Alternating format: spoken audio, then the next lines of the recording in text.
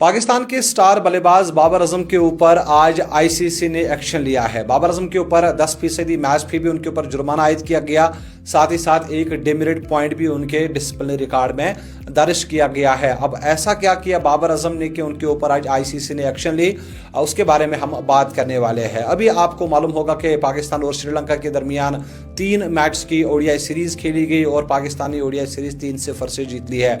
अगर बाबर आजम के बल्ले से दूसरे मुकाबले में सेंचुरी आई थी, लेकिन जब तीसरा मुकाबला पाकिस्तान की टीम खेल रही थी, जब बाबर आजम आउट हो गए, उसके बाद उन्होंने स्टंप्स को हिट किया है अपने बल्ले से।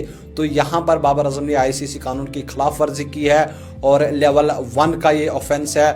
अगर हम देखेंगे article 2.2 of ICC code of conduct वो ये कहता है कि फ्रस्ट्रेशन में या गुस्से में अगर आप अपने बल्ले से स्टंप्स को हिट करेंगे या अपने क्लोथिंग को या किसी भी चीज़ को जो भी ग्राउंड में होगा, तो वो लेवल 1 ऑफेंस के अंडर आता है और आईसीसी आपको भाई साहब 2 डिमेरिट पॉइंट्स भी दे सकती है। लेकिन बाबर आजम को यहाँ पर सिर्फ 1 डिमेरिट पॉइंट दिया गया है।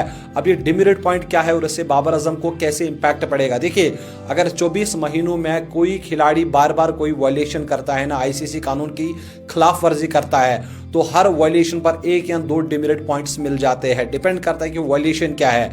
तो 24 महीनों में अगर आपके डिसिप्लिनरी रिकॉर्ड में 4 डिमेरिट पॉइंट्स जमा हो जाते हैं, यानी आप 2 बार 3 बार कोई वायलेशन बार बार रिपीट करते हैं और 4 डिमेरिट पॉइंट्स आपको मिल जाते हैं, तो वो 4 डिमेरिट पॉइंट्स फिर 2 सस्पेंशन पॉइंट्स में तब्दील हो जाते हैं और उसके बाद आपके ऊपर बैन लग जाती है, या 1 टेस्ट मैच या 2 T20 मुकाबले या 2 ओडीआई मुकाबले, जो भी फिर आपको आगे खेलने होंगे। फिलहाल बाबर आजम को ये 1 डिमेरिट पॉइंट कोई ज़्यादा नुकसान नहीं करेगा, लेकिन आइंदा उनको ध्यान रखना होगा। वही आपको मैं समझाऊं, हारिस रऊफ जो एशिया कप में उन्होंने वो वायलेशन 2 किए थे और दोनों वायलेशन में उनको 2-2 डिमेरिट पॉइंट्स मिले थे। वही जो 2-2 डिमेरिट पॉइंट्स है ना, वो 4 डिमेरिट पॉइंट्स हो गए थे और फिर वो तब्दील हो गए थे 2 सस्पेंशन पॉइंट्स में। इसलिए हारिस रऊफ को भी फिर 2 मुकाबलों में बैन लगी थी। तो फिलहाल बाबर आजम को कोई बैन वैन नहीं लगने वाली है, सिर्फ 1 डिमेरिट पॉइंट उनको मिला है और ये डिमेरिट पॉइंट इसलिए मिला क्योंकि उन्होंने फ्रस्ट्रेशन में कहे या गुस्से में कहे स्टंप्स को हिट किया था जब बाबर आजम आउट हो गए थे, और ये